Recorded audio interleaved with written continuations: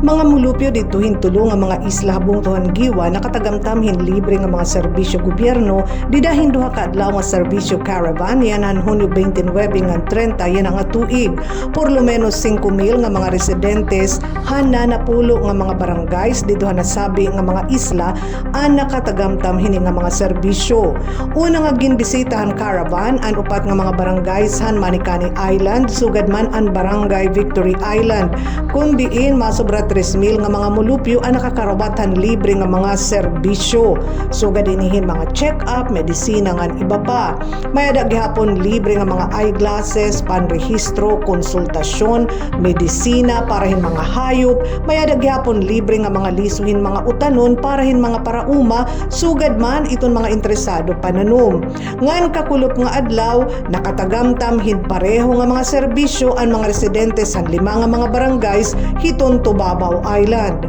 Sumalakan Governor R.V. Ivardone, tuyo gihapon hini diri na kurian iton mga mulupyo nga makakuha iton serbisyo hiton gobyerno, partikular iton mga nagkikinahanglan hin mga serbisyo panlawas. Yun na, hindi kami, kung pwede kong nagbibilahin natin ng mga ahensya, hinihimo halos lahat Tubabaw. Doon din ang barangay Pampara. Kay in-apon kaluyang, makatuwa rin ng mga karayong mga barangay.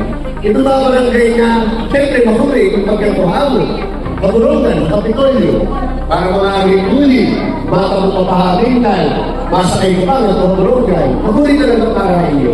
Sa video na, anin po kami para mag-silbi kayo. No?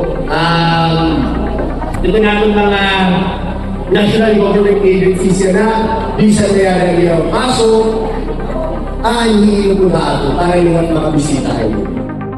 Ini nga mga pagbibisita inhigayon gihapon hiton mga leader hiton mga barangays nga mahisumat iton ira mga hingyap nga mga proyekto ngadto hiton mga leader hiton gobyerno probinsyal.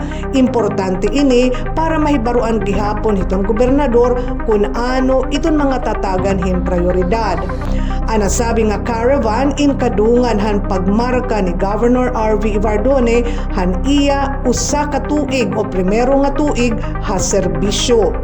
Kaupod ni Governor R.V. hi Congressman Christopher Shin Gonzales, Vice Governor Maricar Sison Gutisan, Provincial Administrator Nelson Cortez, mga miyembro sa Sanggunian Panlalawigan, sugad man mga representante tikang magkaiba-iba nga mga ahensya han gobyerno nga nagbuburublig para mas mapagaan iton paghatag bulig nga da hiton mga tawo.